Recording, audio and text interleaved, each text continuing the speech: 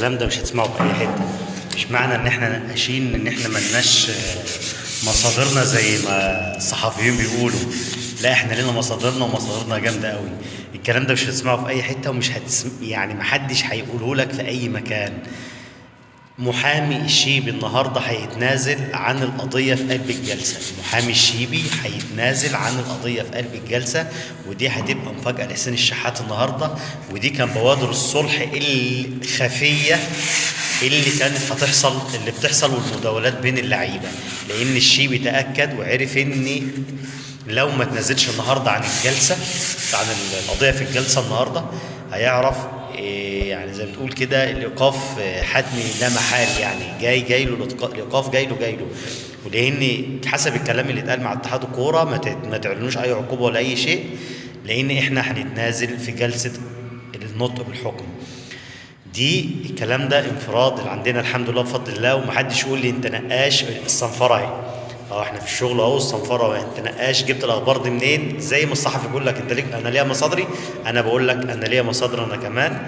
وصدقني المفاجاه دي النهارده هتهز الكون، ومحدش يعرف اي شيء عن الموضوع ده، ولا صحفي يعني يظن 1% ان ممكن الكلام ده يحصل. بس انا بقول لك اهوت النهارده هيحصل تنازل عن القضيه من الشيبي ضد حسين الشحات في الجلسه النهارده.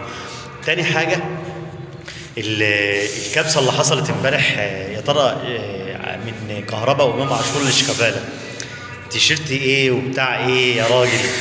يعني شكلك ايه دلوقتي بعد ما طلعت كذاب قدام الجمهور كله؟ انت حبيت تصلح الدنيا يوم في الحلقه بتاعتك، لكن جالك الرد صفعه على الوجه من كهربا على لسان امام عاشور. وعشان ما حدش يطلع يقول لك هو بيجيب الكلام ده منين، امام عاشور اكد بالقلب واللايف والستوري اللي على الانستجرام بينه وبين كهربا.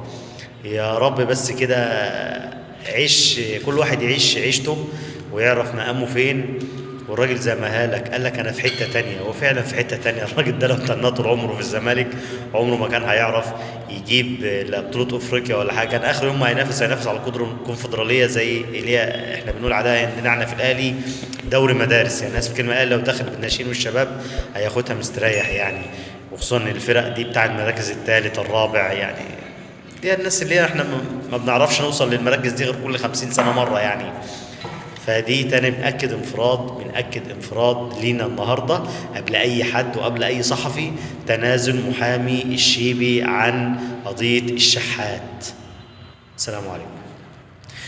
قبل ما تمشي، لو عجبك الفيديو وطلع كلامي صح، ليه عندك اشتراك واعجاب في القناه وشير للفيديو. اشوفكم على خير في كل جديد ان شاء الله عندنا قبل اي حد.